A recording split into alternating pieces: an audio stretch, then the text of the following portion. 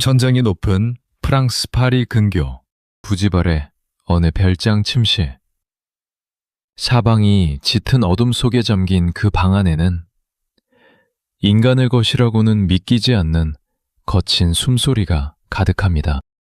침대 위에는 키가 크고 넓은 어깨를 가진 노인이 하얗게 질린 채 누워 있습니다. 이 노인이 바로 당대 유럽 전역을 뒤흔든 러시아의 위대한 문호 이반 투르게네프입니다. 하지만 지금 그의 모습에선 거장의 품격이란 눈을 씻고 봐도 찾아볼 수 없습니다.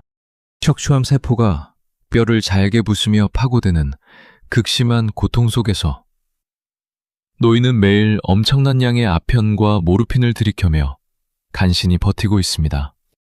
벽에 걸린 등불의 그림자가 마치 살아있는 괴물처럼 일렁이자 그가 허공을 향해 처절하게 비명을 지릅니다. 악마가 서 있다. 저기 악마가 서서 나를 죽이러 왔어. 제발 내버려둬. 내가 무슨 잘못을 했다고 이러는 거야. 그때 침대 곁에서 밤새 그의 손을 잡고 있던 한 여인이 다급하게 그의 어깨를 감싸했습니다. 나이가 들어 주름이 가득하지만 여전히 우아한 자태를 간직한 여인. 투르게네프가 평생을 바쳐 사랑했던 영혼의 벗, 폴린 비아르도입니다. 그녀가 떨리는 목소리로 노인을 달래기 시작하죠. 이반, 정신을 차려봐요. 나예요. 당신 곁에 있는 사람은 악마가 아니라 바로 폴린이라고요. 폴린이 노인의 이마에 흐르는 식은땀을 닦아주며 애원하지만 투르게네프의 눈에 비친 그녀의 얼굴은 이미 다른 존재로 변해 있습니다. 그의 일생을 공포로 몰아넣었던 존재. 바로 그의 친어머니 바르바라의 서슬퍼런 눈빛이 폴린의 얼굴 위로 겹쳐 보인 것입니다. 투르게네프는 두려움에 질려 폴린의 손을 뿌리치며 침대 구석으로 몸을 웅크립니다. 당신은 폴린이 아니야. 그 차가운 눈빛과 잔인한 손길을 내가 모를 줄 알았어? 어머니, 왜 나를 아직도 괴롭히는 건가요? 내가 또 무슨 잘못을 했기에 그 무서운 것을 들고 서 있는 거야? 제발 그만 때려요. 내가 잘못했어. 그는 큰 몸을 마치 어린아이처럼 둥글게 말아준 채 덜덜 떨며 흐느끼기 시작합니다. 평생을 도망쳐왔던 어머니라는 트라우마와 평생을 바쳐 구걸했던 폴린의 얼굴이 약물의 환각 속에서 기묘하게 뒤섞여 그를 난도질하고 있었던 것입니다. 참으로 안타깝고도 아이러니한 장면이죠. 세계적인 거장으로 추앙받으며 모든 부와 명예를 쥐었던 남자가 인생의 가장 마지막 순간에는 단 한 줄의 러시아어도 남기지 못한 채 이국 땅의 침대 위에서 두 여인의 환상에 갇혀 전류하고 있습니다. 프랑스 땅에서 가장 부유한 러시아 귀족으로 불리며 유럽 문단의 정점에 섰던 그였지만 정작 그의 내면은 단 한순간도 평온하지 못했습니다. 도스토옙스키의 광기 어린 문학과 톨스토이의 오만한 도덕주의 사이에서 가장 아름답고 우아한 러시아어를 구사했던 이 천재의 등 뒤에는 늘 척추암보다 더 지독한 과거의 유령들이 서성이고 있었습니다. 물질적 풍요를 누리면서도 귀족이라는 신분 자체에 죄책감을 느껴야 했던 소년 시절의 기억. 그리고 고국을 사랑하면서도 야만적인 농노제의 절망에 영원히 이방인으로 떠돌아야 했던 망명객의 고독이 그를 평생 괴롭혔습니다. 무엇보다 그를 옥죄었던 것은 타인의 시선과 끊임없는 오해였습니다. 조국의 혁명가들은 그를 나약한 겁쟁이라 불렀고 기성세대는 그를 체제를 흔드는 반역자라 저주했습니다. 양쪽 모두에게 버림받은 채 방 한구석에서 비난의 편지들을 불태우던 작가의 심정은 오죽했을까요? 자신이 쓴 위대한 원고를 스스로 불태우려 했던 그 정신적 공황과 우울증의 그림자는 결국 말년의 아편 중독이라는 비참한 종말로 이어지고 말았습니다. 이 안타까운 거장의 삶 속에는 우리가 미처 알지 못했던 은밀한 비하인드가 가득합니다. 큰 몸에 어울리지 않는 소심함, 이발사의 칼날을 두려워했던 기묘한 불안증, 그리고 농노의 딸과의 사이에서 낳은 서자를 사랑하는 여인의 손에 맡겨야 했던 아버지로서의 슬픔까지. 그의 일생은 모순과 고뇌의 연속이었습니다. 죽는 순간까지 모든 저작권을 프랑스의 폴린에게 남기며 조국 러시아로부터 마지막 배신자라는 낙인을 찍혔던 남자. 과연 그의 진짜 이야기는 어디서부터 꼬인 것일까요? 러시아의 영혼을 가졌으나 서구의 몸으로 살아야 했던 영원한 경계인. 이반 투르게네프의 처절하고도 아름다운 일대기가 이제 본 궤도에 오릅니다. 본격적인 이야기에 앞서 구독과 좋아요, 알림 설정으로 그의 인생 속으로 저와 함께 더 깊이 들어가 보시죠. 투르게네프가 평생을 두고 시달렸던 그 지독한 환상의 뿌리를 찾으려면 그가 태어나고 자란 러시아의 시골 영지 스파스코의 루토비노보로 시간을 되돌려야 합니다. 그곳은 겉보기엔 끝없이 펼쳐진 푸른 초원과 아름다운 자작나무 숲이 어우러진 지상낙원 같았지만 어린 투르게네프에게는 숨조차 제대로 쉴 수 없는 거대하고 부유한 공포의 장소였습니다. 그리고 그 지옥의 절대 군주가 바로 그의 친어머니 바르바라 페트로브나였습니다. 어머니 바르바라는 상상을 초월하는 막대한 재산과 수천 명의 농노를 거느린 귀족 중의 귀족이었습니다. 하지만 그녀의 내면은 잔인한 가학증으로 가득 차 있었죠. 저택 뒤편에선 매일같이 농노들의 비명소리가 끊이지 않았습니다. 저 게으른 놈의 등가죽을 벗겨내라. 내가 준 음식을 먹고도 감히 이를 게을리하느냐. 바르바라의 서슬퍼런 호통 한마디에 농노들은 피투성이가 되도록 맞았습니다. 심지어 자신의 마음에 들지 않는다는 이유만으로 농노 가정을 강제로 해체해 서로 다른 지방으로 팔아넘기기도 했습니다. 소년 투르게네프는 귀족이라는 이유로 엄청난 물질적 풍요를 누렸지만 저택 담장 너머에서 들려오는 인간들의 처절한 비명과 신음 속에서 매일같이 깊은 죄책감과 환멸을 뼈저리게 느끼며 자랐습니다. 이 지독한 모순이 소년의 영혼을 잠식해 들어갔던 거죠. 내가 누리는 이 하얗고 부드러운 빵과 따뜻한 침대가 저 마당에서 피를 흘리며 쓰러진 이들의 고열로 만들어진 것이라는 자각은 소년에게 귀족 신분 자체에 대한 혐오감을 심어주기에 충분했습니다.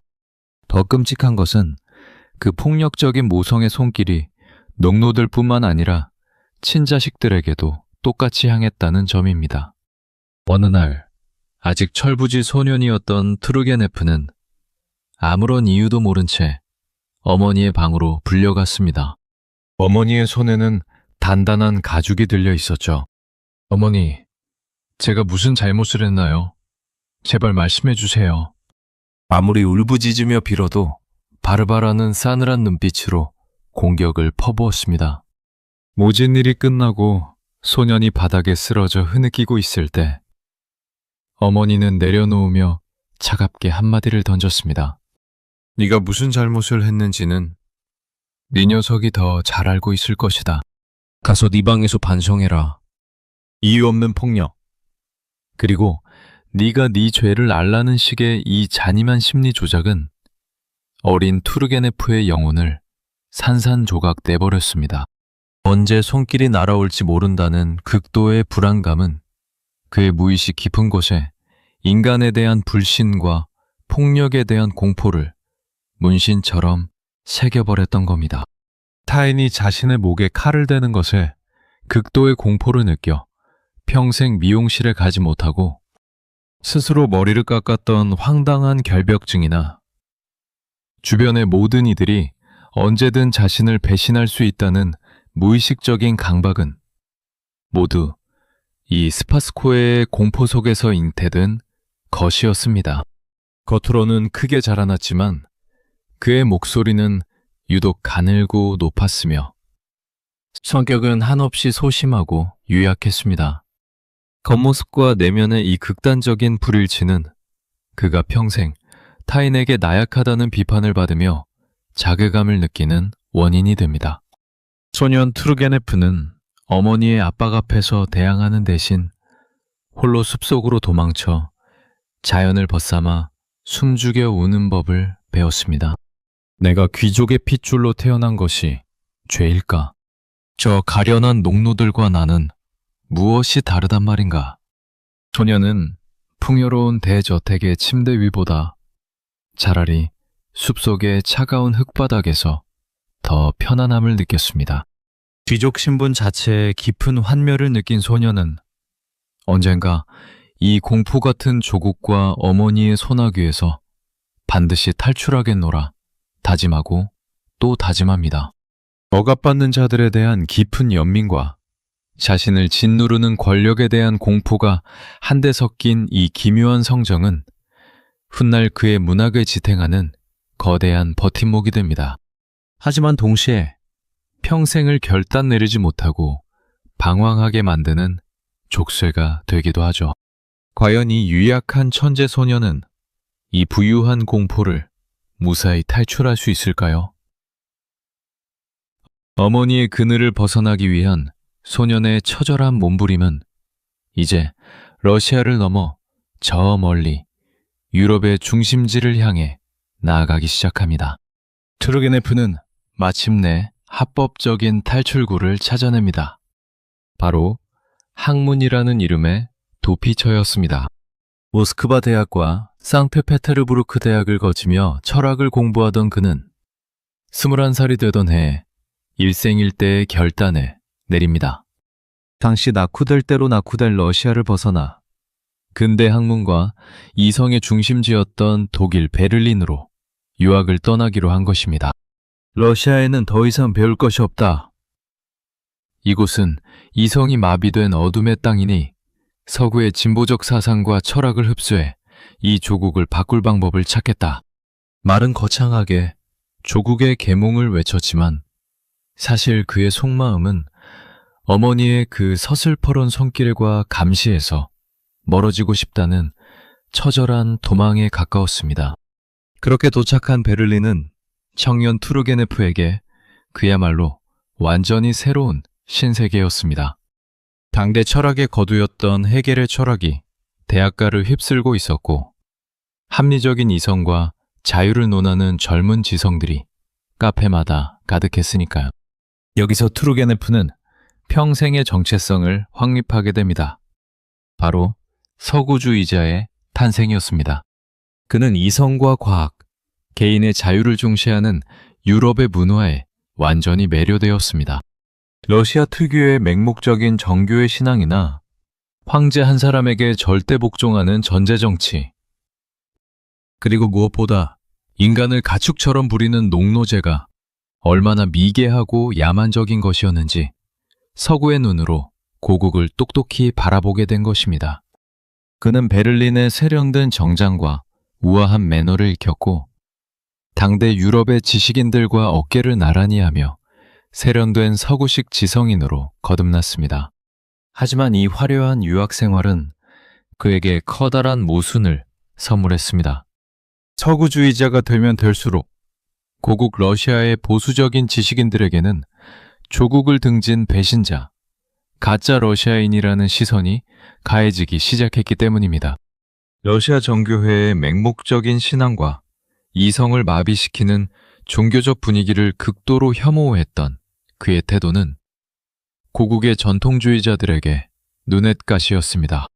더구나 몸은 서구의 세련된 도시 속에 있었지만 그의 영혼은 여전히 스파스코의 흙내음과 농노들의 슬픈 눈망울을 완전히 잊지 못했습니다. 어머니 바르바라는 유학가 있는 아들에게 끊임없이 편지를 보내 돈줄을 쥐고 흔들며 지배욕을 과시했고 투르게네프는 유럽의 자유를 만끽하면서도 경제적으로는 어머니의 돈에 의존해야 하는 자신의 유약함에 지독한 자괴감을 느꼈습니다. 막대한 유산과 부유함이 주는 안락함. 속에서 자란 청년은 귀족 신분을 혐오하면서도 그 풍요로움을 포기하지 못하는 자신을 보며 괴로워했습니다. 내가 유럽을 사랑하는가? 아니면 러시아를 사랑하는가? 어째서 내 발은 이곳에 있으면서 내 마음은 그 비참한 조국의 땅을 서성이고 있는 거냐? 그는 깊은 고독을 씹었습니다. 이 시기 베를린에서 보낸 시간은 그를 세련된 엘리트로 만들어주었지만 동시에 그 어디에도 온전히 속하지 못하는 영원한 이방인의 굴레를 씌우고 말았습니다. 고국의 야만성은 혐오스럽지만 고국의 대지는 그리웠고 유럽의 이성은 찬란하지만 자신은 결국 이방인일 뿐이라는 잔인한 자각이 그를 짓눌렀던 겁니다. 이성주의적 태도를 고수해 쓰나 삶의 허물을 채워줄 절대자의 부재 속에서 영혼은 늘 서성거렸습니다. 훗날 그의 작품들에 짙게 깔리게 될 허무주의의 싹이 이때부터 자라나고 있었던 셈이죠. 고향을 잃은 자라는 시선의 낙인이 걸린 바로 그때 베를린 유학을 마치고 돌아온 청년 투르게네프의 인생을 완전히 송두리째 뒤흔들어 버릴 치명적인 한 여인이 그의 눈앞에 운명처럼 나타나게 됩니다. 그것은 구원일까요? 아니면 또 다른 공포의 시작일까요? 당대 이탈리아 오페라단의 일원으로 러시아를 방문한 스페인계 프랑스 가수 폴린 비아르도가 상트페테르부르크 무대에 오른 것입니다. 극장의 조명이 켜지고 그녀가 노래를 시작한 순간 객석에 앉아있던 투르게네프는 그 자리에서 돌처럼 굳어버렸습니다. 사실 객관적인 기록으로 볼 때 폴린은 당대의 미인 기준과는 거리가 아주 멀었습니다. 커다랗고 툭 튀어나온 눈에 다소 입이 피어나와 평론가들 사이에서도 외모로 찬사를 받는 가수는 결코 아니었죠. 하지만 그녀가 입을 열어 노래를 부르고 무대 위에서 연기를 시작하는 순간 그 몸에서 발산되는 예술적 매력과 지적인 카리스마는 치명적이었습니다. 큰 청년 투르게네프는 단 한순간에 그녀의 완벽한 노예가 되었습니다. 저 여인을 위해서라면 내 영혼이라도 기꺼이 악마에게 팔 수 있어. 내 평생 저토록 찬란하고 지적인 영혼을 본 적이 없다. 그는 격하게 감탄했습니다. 그는 공연이 끝난 후 온갖 방법을 동원해 그녀에게 접근했습니다.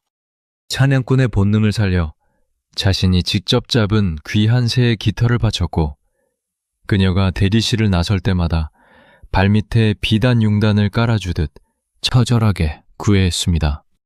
그리고 마침내 폴린의 소개로 그녀의 남편인 루이 비아르도와도 인사를 나누게 됩니다.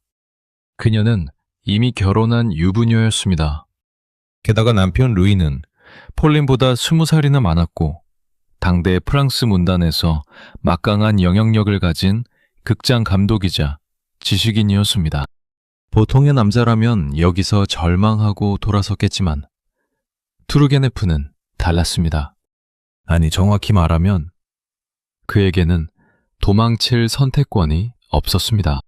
어린 시절 폭력적인 어머니 밑에서 자라며 형성된 그의 기묘한 연애관은 자신을 완전히 압도하고 정신적으로 지배할 수 있는 강하고 지적인 여성에게 본능적으로 복종하도록 설계되어 있었기 때문입니다.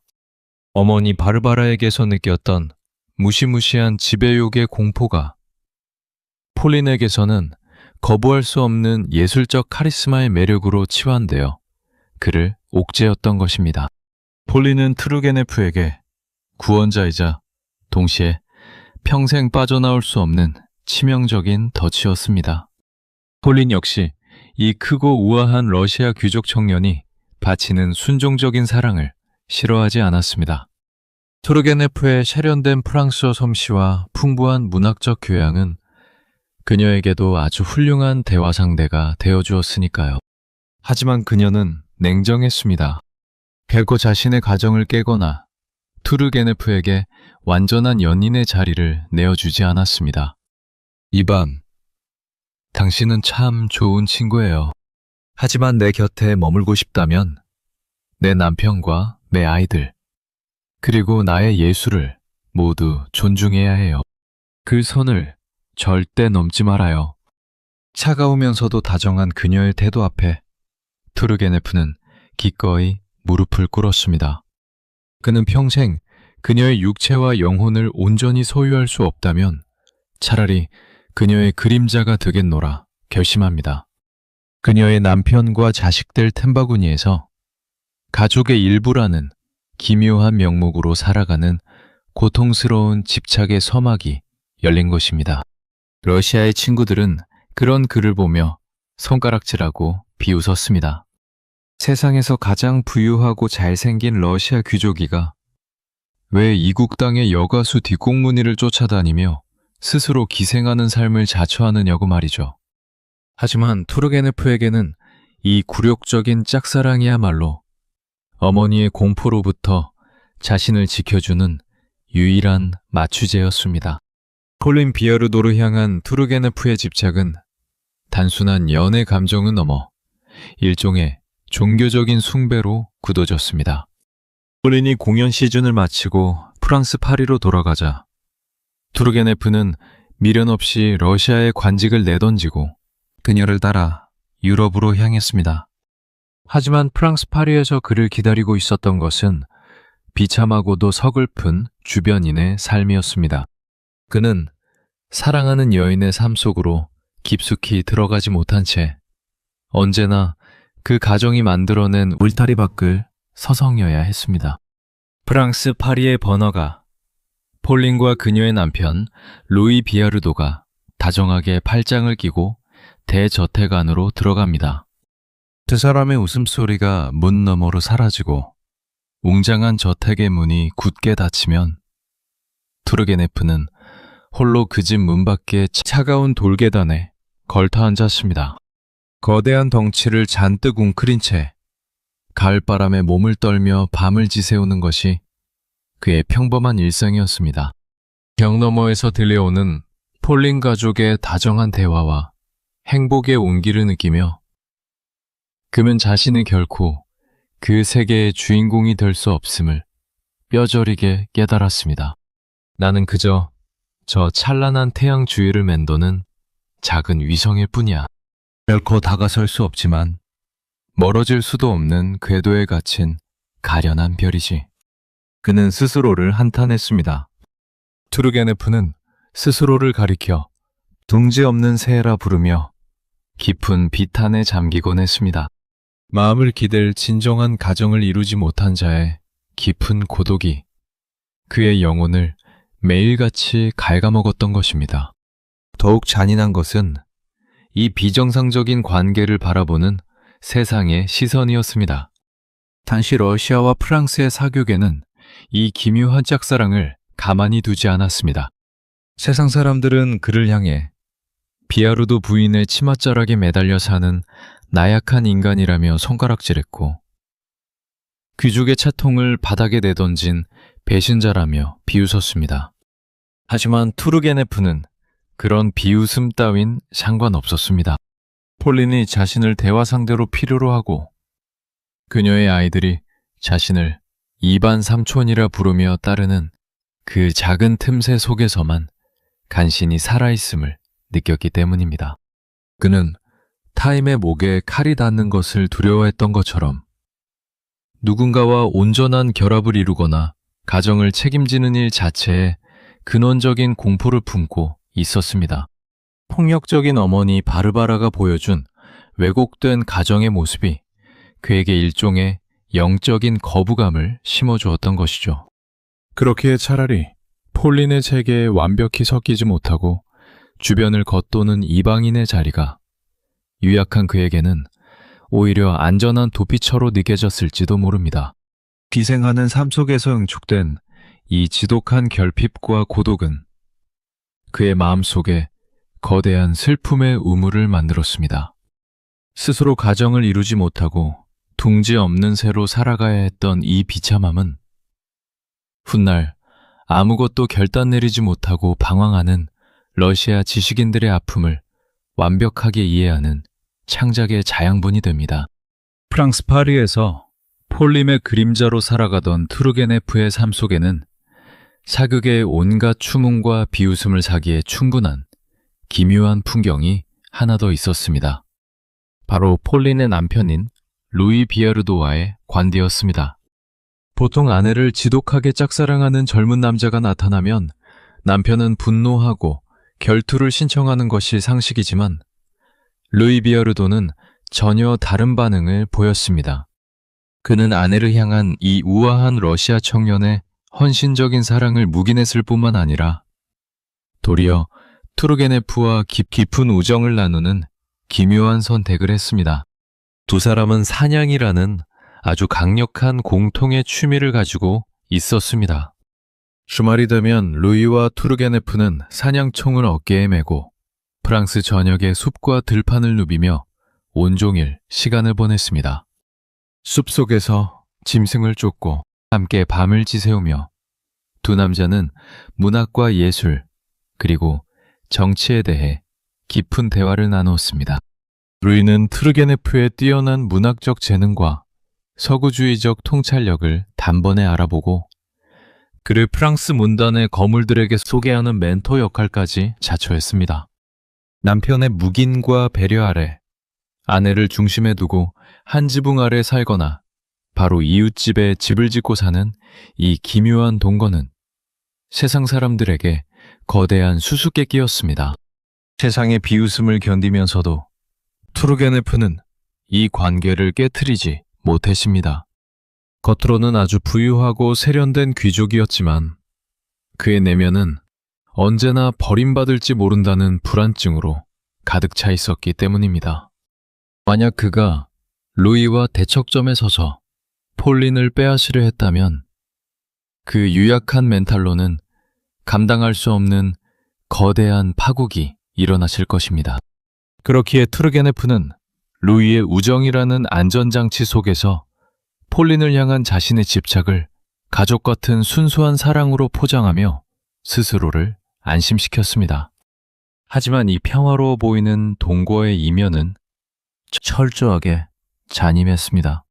투르게네프는 루이와 사냥을 다니고 우정을 나누면서도 매일 밤 그들 부부의 침실 문 앞을 지나갈 때마다 가슴이 찢어지는 굴욕을 삼켜야 했습니다. 자신이 아무리 많은 돈을 기부하고 비아르도 가문의 재정적 위기를 구해준다고 해도 자신은 결코 그 집안의 합법적인 주인이 될 수 없다는 명백한 한계를 매 순간 뼈저리게 체감했던 것입니다. 주변의 친구들은 그에게 당장 그 공포 같은 짝사랑의 둥둥지에서 걸어 나오라고 충고했습니다. 하지만 투르게네프에게는 이 기묘하고 위험한 우정과 사랑의 삼각관계야말로 고국 러시아에 있는 어머니의 공포로부터 자신을 지켜주는 유일한 마취제였습니다. 투르게네프에게 과거 고향 땅에 묻어두었던 어두운 비밀 하나가 수면 위로 떠오릅니다. 그것은 그가 젊은 시절 어머니 바르바라의 매서운 감시를 피해 영지의 농노 세탁부였던 여인과의 사이에서 낳은 서자딸 펠라게야의 존재였습니다. 러시아의 잔인한 귀족 사회에서 농노의 피가 섞인 서자란 축복받지 못하는 저주이자 가문의 수치로 여겨지는 법이었습니다. 투르게네프는 오랫동안 이 아이를 고향 영지 구석에 숨겨두고 외면해 왔었죠. 하지만 서구주의자로서 인간의 존엄을 노래하기 시작한 그의 양심과 내면 깊은 곳에 자리 잡은 지독한 죄책감은 더 이상 딸을 방치하도록 내버려 두지 않았습니다. 내가 조국의 농노제를 비판하면서 정작 내 피를 이어받은 아이를 저 참혹한 농노의 굴레 속에 버려둔다면 나야말로 위선자가 아닌가. 결국 투르게네프는 커다란 결단을 내립니다. 고향에 있던 어린 딸을 프랑스로 데려와 자신이 가장 사랑하는 여인인 폴린 비아르도에게 양육을 부탁하는 기묘하고도 파격적인 선택을 한 것입니다. 폴린은 이 불쌍한 러시아 아이를 거두어 주었고 프랑스식 이름인 폴리네라는 이름을 붙여준 뒤 세련된 유럽식 교육을 시키기 시작했습니다. 투르게네프는 딸에게 최고급 프랑스어 가정교사를 붙여주었고 우아한 영국식 자선활동을 가르치며 교양 있는 숙녀로 키워내기 위해 엄청난 돈을 쏟아부었습니다. 겉보기에는 무책임했던 아버지가 뒤늦게 눈물겨운 참회를 하며 딸에게 최고의 삶을 선물한 것처럼 보였죠. 하지만 이 선택은 투르게네프에게 또 다른 형태의 잔인한 비극과 소외를 선물했습니다. 프랑스로 보내진 그의 딸은 너무나 빠른 속도로 유럽의 문화에 동화되어 갔습니다. 아이는 자신의 뿌리였던 러시아를 거부하듯 러시아어를 완전히 잊어버렸고 프랑스어와 영어만을 구사하는 완벽한 유럽의 숙녀로 자라났습니다.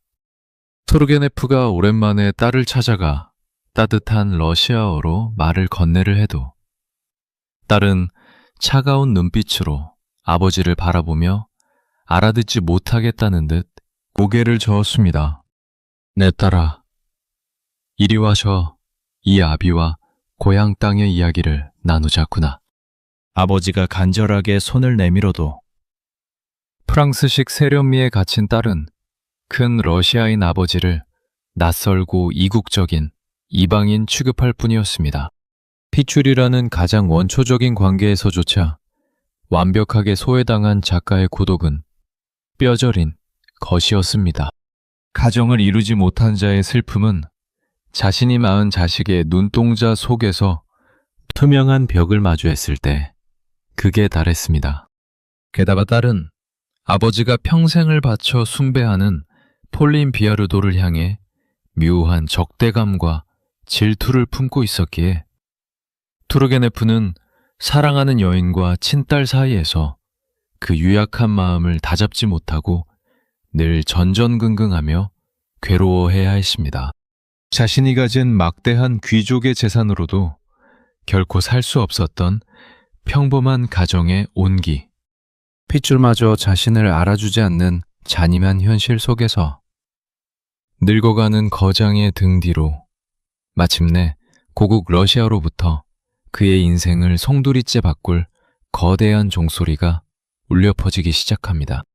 프랑스 파리와 독일을 오가며 폴림의 그림자로 살아가던 투르게네프에게 1850년 늦가을 고향 러시아로부터 묵직한 전갈 한 통이 날아듭니다.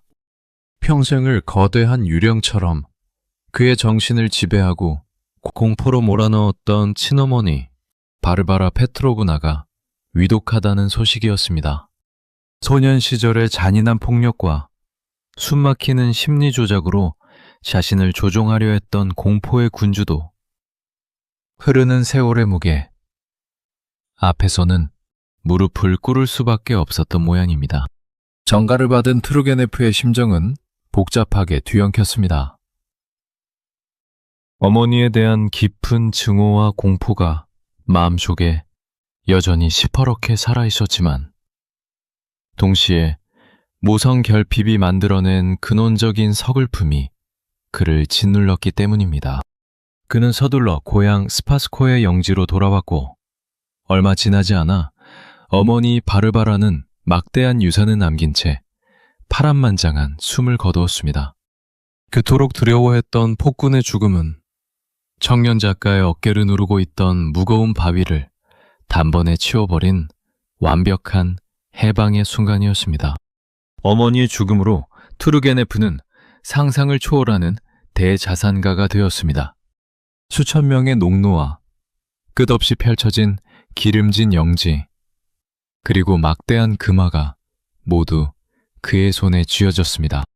다른 러시아 작가들이 당장 먹고 살 빵을 걱정하며 출판사의 선임금에 목을 맬 때 투르게네프는 이 거대한 부 덕분에 평생 돈 걱정 없이 오직 창작에만 몰두할 수 있는 독보적인 자유를 얻었습니다. 하지만 이 막대한 유산은 그에게 축복인 동시에 잔인한 시험대였습니다. 그는 어머니처럼 농노들의 등을 채찍질하지 않았습니다. 도리어 소년 시절부터 품어왔던 죄책감을 씻어내기 위해 영지의 환경을 개선하고 농노들의 처우를 인간적인 수준으로 끌어올리기 시작했습니다.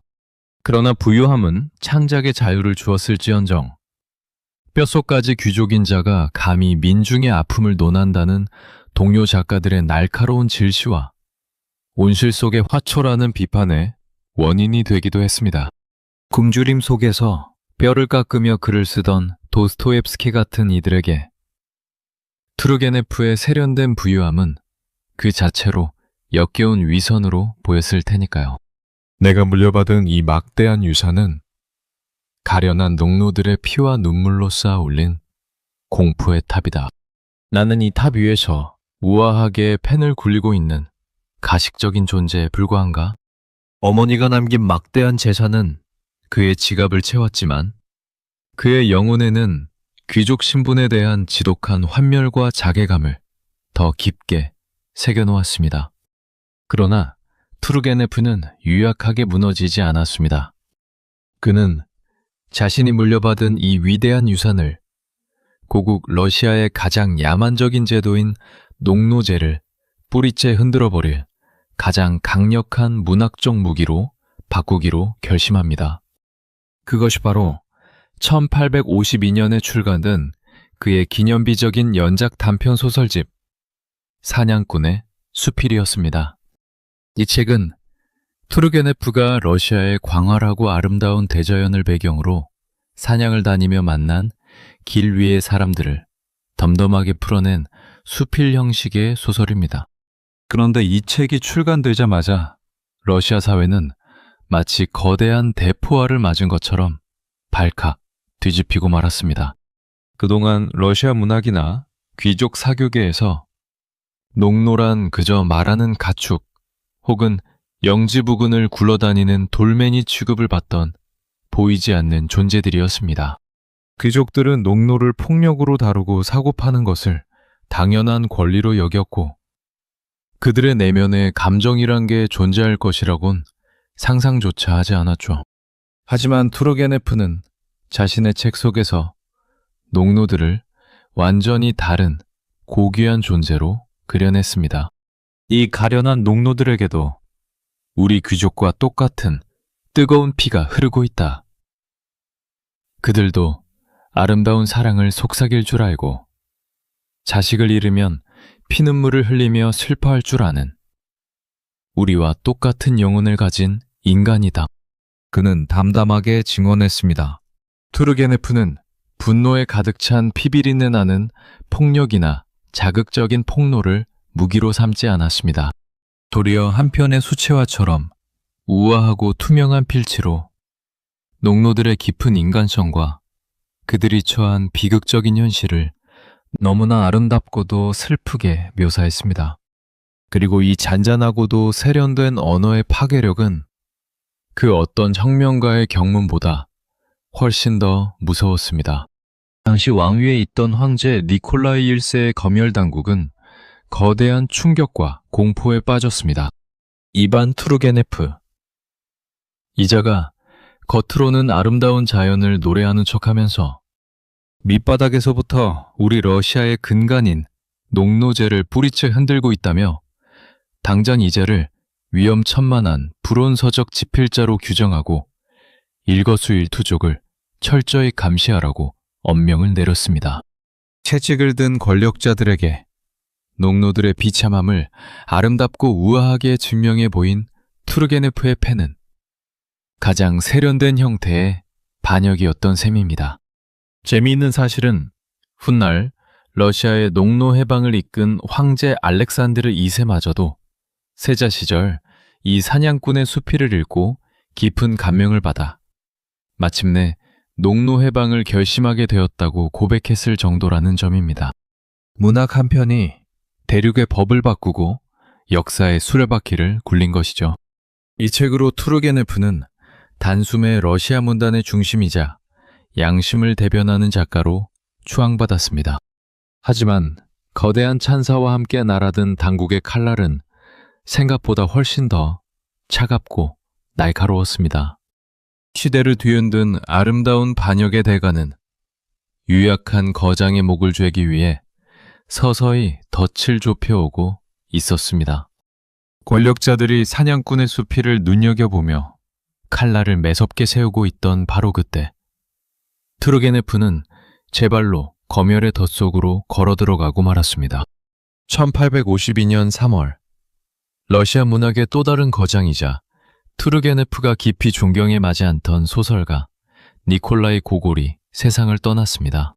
고골은 러시아 사회의 부패와 관료제의 모순을 날카롭게 풍자했던 인물이었기에 그의 죽음을 대하는 황제 체제의 시선은 지극히 냉담하고 싸늘했습니다. 슬픔에 잠긴 투르게네프는 검열 당국의 서슬퍼런 눈을 피해 고골을 추모하는 뜨거운 글을 작성해 신문에 기고해버렸습니다. 상트페테르부르크의 검열관들이 대경 실색한 것은 당연한 일이었습니다. 당시 황제 체제하에서 고골 같은 비판적 지식인의 죽음을 공개적으로 애도하고 찬양하는 것은 명백한 반역 행위나 다름없었으니까요. 분노한 헌재 니콜라이 1세의 언명이 떨어졌습니다. 감히 내 눈을 속이고 반역자를 찬양하는 글을 실었단 말이냐. 그 투르게네프라는 자를 당장 체포해라. 감옥 속에서 조국의 법이 얼마나 무서운지 똑똑히 가르쳐주겠다. 황제는 불같이 호통을 쳤습니다. 평생 유약하고 섬세한 성정으로 자란 투르게네프에게 차갑고 어두운 감옥의 창살은 상상을 초월하는 무시무시한 공포였습니다. 그는 한 달 동안 좁은 감옥에 구금된 채 언제 시베리아의 얼어붙은 땅으로 끌려갈지 모른다는 극도의 무력감과 공포 속에서 밤마다 몸을 떨어야 했습니다. 내가 조국의 농노들을 위해 글을 썼으나 결국 권력이라는 거대한 괴물 앞에서는 나 역시 언제든 짓밟힐 수 있는 나약한 인간일 뿐이구나. 그는 감옥 바닥에서 절망했습니다. 다행히 귀족 친지들의 필사적인 간청과 탄원 덕분에 악명 높은 시베리아행은 면했지만 황제는 그에게 더 잔인한 형벌을 내렸습니다. 바로 그의 고향 영지인 스파스코에로의 무기한 연금 조치였습니다. 그곳은 네가 자란 고향이니 영지 밖으로는 단 한 발짝도 나가지 못한 채 평생 그곳에 흙이나 파먹으며 살아가라는 명이었죠. 그렇게 투르게네프는 자신이 평생 도망치고 싶어 했던 어머니의 영지, 그 부유한 공포 속에 다시 갇히게 되었습니다. 몸은 철저히 구속되었고 사방에는 황제의 밀정들이 그의 일거수일투족을 감시하고 있었습니다. 하지만 이 암울한 유배 생활은 아이러니하게도 그의 문학적 깊이를 한 단계 더 끌어올리는 결정적 계기가 됩니다. 권력의 폭압 앞에 무력하게 짓밟히는 지식인의 고뇌를 스스로 체감하면서 그는 말로만 개혁을 외치는 것이 얼마나 무의미한지 깨닫게 되죠.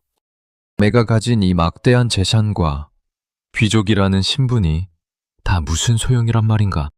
황제의 말 한마디에 갇히는 나나, 폭력 한 대에 울부짖는 농노나 본질적으로 다를 바가 없다. 그는 깊은 어둠 속에서도 결심을 굳혔습니다. 훗날 실제로 자신의 영지 농노들을 조건 없이 해방해주는 실천으로 이어질 씨앗이 바로 이 어두운 연금 시절에 뿌려진 것입니다. 몸은 비록 고향 영지의 울타리 속에 갇혀 있었지만 그의 날카로운 시선은 이미 러시아 전체를 향하고 있었습니다. 그리고 마침내 이 연금 생활 속에서 러시아 문학사의 길이 남을 기묘한 인간 유형이 그의 펜 끝에서 탄생하게 됩니다. 투르게네프는 1856년 마침내 자신의 첫 장편 소설인 루딘을 세상에 내놓습니다. 황제의 소설. 퍼런 감시 속에서도 멈추지 않았던 그의 날카로운 펜끝은 당대 러시아 사회의 가장 골마 터진 아픈 곳을 정확하게 찔러버렸습니다.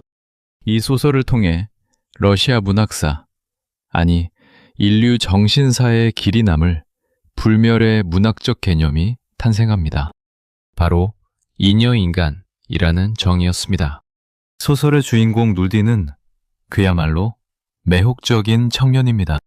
세련된 유럽식 교양을 갖추었고 밤을 새워 이성과 진보, 정의와 조국의 비참한 미래를 논할 때는 그 눈빛이 번쩍번쩍 빛납니다. 그의 화려하고 열정적인 연설을 듣고 있으면 그 누구라도 감동의 눈물을 흘리지 않을 수 없었습니다. 하지만 딱 거기까지였죠.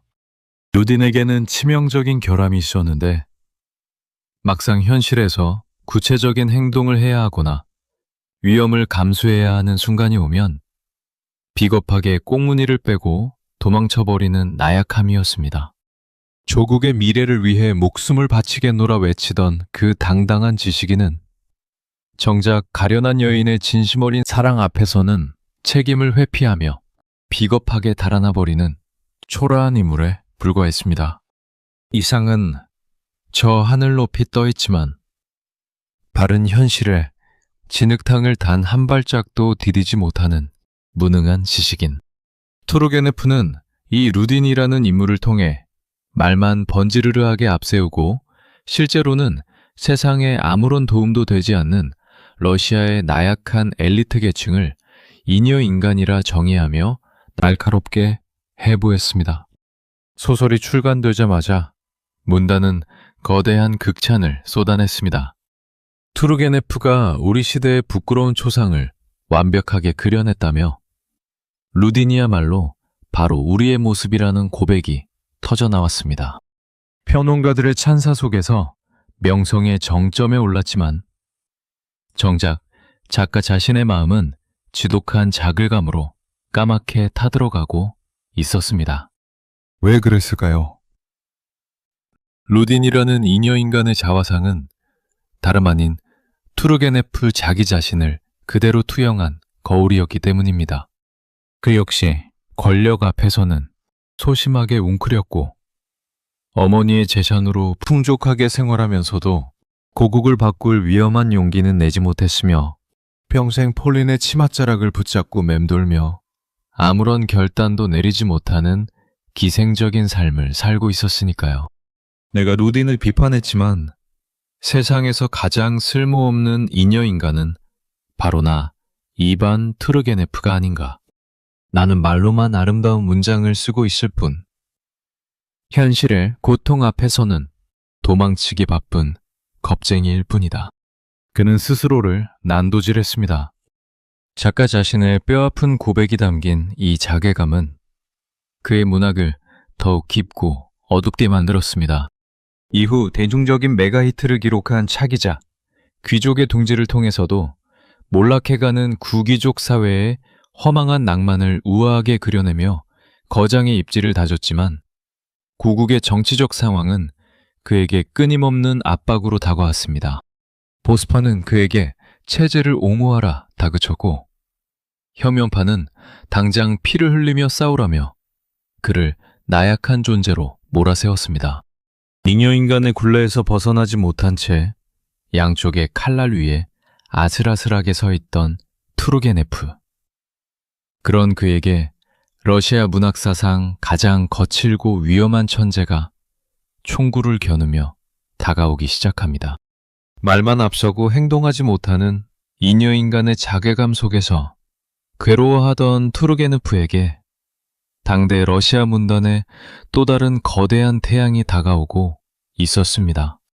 바로 소설 전쟁과 평화, 안나 카레니나를 쓴 불세출의 천재, 레프 톨스토이였습니다.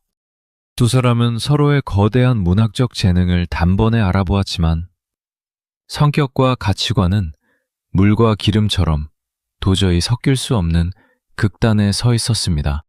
세련되고 우아한 유럽식 서구주의를 지향하던 투르게네프와 러시아의 원시적인 흙내음과 대지의 투박한 원칙을 숭배하던 슬라브주의자 톨스토이는 만날 때마다 거칠게 부딪혔습니다. 그러던 1861년 5월 동료 시인 아파나시 페트의 시골 저택에서 러시아 문학사를 통틀어 가장 아슬아슬하고 비극적인 파국이 터지고야 맙니다. 아침 식사 자리에서 투르게네프는 자신이 프랑스 파리에 정착시킨 서자 딸 펠라게아의 이야기를 아주 자랑스럽게 꺼냈습니다. 내 딸에게 프랑스인 가정교사를 붙여주었다며 이제는 아주 교양 있는 영국식 자선 활동까지 하며 가난한 이들의 옷을 꿰매주곤 한다고. 참으로 세련되게 잘 자라주었다며 흡족한 미소를 지었죠. 하지만 맞은편에 앉아있던 청년 톨스토이의 얼굴은 무섭게 일그러지고 있었습니다. 위선과 가식을 병적으로 혐오하던 톨스토이가 안면을 싹 바꾸며 거칠게 끼어들었죠. 남의 자식을 데려다가 가식적인 연극배우처럼 키우는 게 무슨 자랑입니까? 겉으로는 고산한 척하면서 속은 텅 빈 인형을 만드는 건 추악한 위선일 뿐이오. 이 무자비한 독설은 투르게네프의 가장 아픈 약점을 정면으로 찔러버렸습니다. 안 그래도 평생을 기생하는 이방인으로 살며 자신의 핏줄에게조차 온전한 아버지가 되어주지 못했다는 깊은 죄책감과 부끄러움 속에 살던 그였습니다. 크고 우아한 투르게네프가 분노로 온몸을 파르르 떨며 식탁을 세차게 내리쳤습니다. 당장 그 말 취소하시오. 그렇지 않으면 내 손으로 당신의 뺨을 때려갈기겠소. 이에 톨스토이 역시 물러서지 않고 소리를 질렀습니다. 어디 뺨뿐이겠소. 당신의 그 가식적인 가면을 내가 완전히 찢어 발겨주겠소. 격분한 두 사람은 식탁을 박차고 일어났고 그 길로 톨스토이는 투르게네프에게 정식으로 권총결투를 신청합니다. 서로에게 진짜 총구를 겨누고 목숨을 빼앗아야 하는 파국 직전까지 간 것입니다. 만약 이때 결투가 성사되어 러시아 문학의 두 거장 중 한 명이 목숨을 잃었다면 인류의 문화 역사는 완전히 바뀌었을지도. 문학적인 누락 없이 텍스트를 고스란히 읽어나가겠습니다. 다행히 주변 사람들의 필사적인 만류와 편지 배달 사고 등이 뒤섞이며 실제 총성이 울리는 비극은 면했지만 이 일로 두 천재는 무려 17년이라는 긴 세월 동안 서로를 저주하며 철저하게 절교하게 됩니다. 톨스토이는 투르게네프를 평생 위선적이고 우유부단한 겁쟁이라 경멸했고 투르게네프는 고국문단이 자신을 바라보는 그 잔인하고도 차가운 시선을 뼈저리게 체감하며 깊은 고립감 속으로 침잠에 들어갔습니다. 톨스토이의 여동생 마리아와 묘한 낭만적 기류를 형성해 스나 결국 결혼하지 않고 도망치듯 떠났던 과거의 스캔들까지 겹쳐지면서 톨스토이는 투르게네프를 인간 이하의 위선자로 낙인 찍어버렸죠. 하지만 투르게네프를 기다리는 공포 같은 악연은 톨스토이 한 사람으로 끝나지 않았습니다. 그의 등 뒤에는 또 다른 광기 어린 천재가 더 잔인한 칼을 갈며 기다리고 있었으니까요. 이번에는 러시아 문학사상 가장 어둡고 광기 어린 천재가 다가옵니다. 바로 죄와 벌을 쓴 표도르 도스토옙스키였습니다. 두 사람의 만남은 그야말로 하늘과 땅, 천국과 지옥의 충돌이었습니다. 투르게네프는 대자산가의 아들로 태어나 평생 돈 걱정 없이 세련된 유럽의 휴양지를 전전하며 우아하게 글을 썼지만 도스토옙스키는 지독한 가난과 간질발작 그리고 사형 집행 직전에 극적으로 살아난 지옥 같은 삶의 밑바닥을 기고 있었으니까요. 두 사람의 악연이 폭발한 곳은 독일의 유명한 카지노 도시 바덴바덴이었습니다. 1867년 도스토옙스키는 지독한 도박 중독에 빠져 아내의 결혼 반지까지 저당 잡히고 당장 묵고 있는 호텔방에서 쫓겨날 위기에 처해 있었습니다. 굶주림과 비참함 속에서 발을 동동 구르던 도스토옙스키는 결국 근처 호화 별장에 머물고 있던 부유한 투르게네프를 찾아가 문을 두드렸습니다. 투르게네프 선생, 제발 자비를 베풀어 주십시오. 당장 먹을 빵 살 돈도 방세를 낼 돈도 없습니다. 50탈레르만 빌려주신다면 평생 은혜를 잊지 않겠습니다. 뼛속까지 유약하고 동정심이 많았던 투르게네프는 그 비참한 몰골을 차마 외면하지 못하고 선뜻 돈을 내주었습니다. 하지만 여기서 기묘하고도 잔인한 인간의 심리가 발동합니다. 도스토옙스키는 돈을 받아주었지만 투르게네프의 그 세련된 프랑스어 정장, 우아한 매너, 그리고 돈 걱정 없는 부유함에 엄청난 열등감과 모욕감을 느꼈던 것입니다. 저 자는 온실 속의 화초처럼 자라 세상의 고통을 흉내낼 뿐이다. 진짜 러시아의 핏빛 가득한 아픔은 알지도 못하면서 유럽의 이성인이 문명인이 떠드는 가식적인 인간일 뿐이야. 은혜를 원수로 갚는다는 말이 딱 이 경우였습니다. 열등감에 사로잡힌 도스토옙스키는 이후 투르게네프를 향해 지독한 증오를 쏟아내기 시작합니다. 심지어 자신의 위대한 장편 소설 악령에서 투르게네프를 훤히 들여다보이는 인물인 카르마지노프라는 이름으로 노골적으로 패러디해버렸습니다. 소설 속 카르마지노프는 멍청하고 가식적이며 젊은 혁명가들에게 잘 보이기 위해 쩔쩔매는 아주 한심하고 추악한 작가로 묘사되었죠. 문학적 동료이자 자신이 공경에 처했을 때 돈까지 빌려주었던 사람에게 당한 이 잔인한 공개 처형은 투르게네프에게 엄청난 충격이었습니다. 그는 미쳤다. 어찌 인간이 자신을 도운 이에게 이토록 잔인한 독서를 퍼부을 수 있단 말인가? 투르게네프는 인간이라는 존재에 깊은 환멸을 느꼈습니다. 톨스토이에게는 위선자라 불리며 총구를 마주했고 도스토옙스키에게는 가식적인 멍청이라며 소설 속에서 난도질당한 상황. 러시아가 낳은 3명의 거장 중 2명이 자신을 그토록 증오한다는 사실은 그의 유약한 멘탈을 완전히 멈터뜨리기에 충분했습니다. 고국 문단에서 완전히 고립된 채 홀로 떨던 방랑자. 하지만 그가 진짜 감당해야 할 잔인한 폭풍은 동료 문인들이 아닌 그가 그토록 사랑했던 조국의 대중으로부터 날아오고 있었습니다.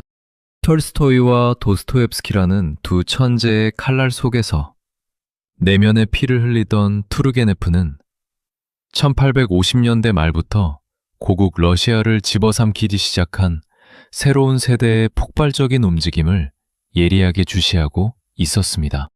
그리고 1862년 그의 문학 인생 전반을 통틀어 가장 위대하면서도 치명적인 불후의 명작을 세상에 내놓습니다.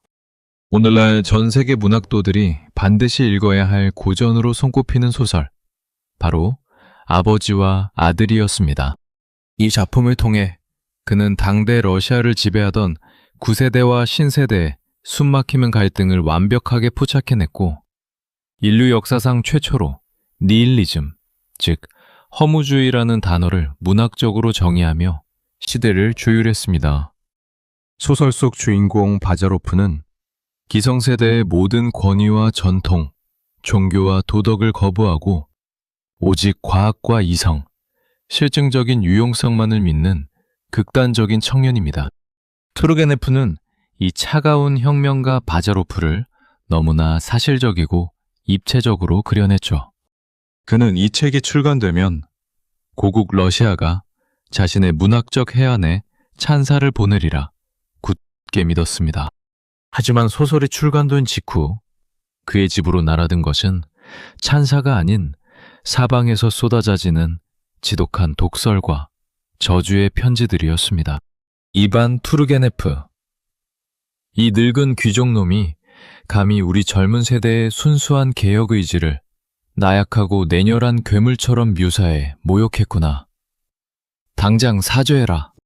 러시아의 진보적인 청년들과 혁명파들은 자신들을 바자로프 같은 메마른 허무주의자로 낙인 찍었다며 투르게네프의 책에 침을 뱉었습니다.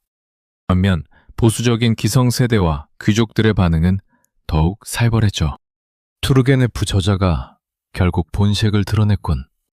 남이 체제를 정복하려는 저 뼈도 추리지 못할 허무주의자 놈들을 주인공으로 내세워 대변하다니. 저자는 러시아의 전통을 파괴하려는 선동가다. 그야말로 진보와 보수, 신세대와 구세대, 양쪽 모두에게 동시에 난도질을 당하는 파국이 일어난 것입니다.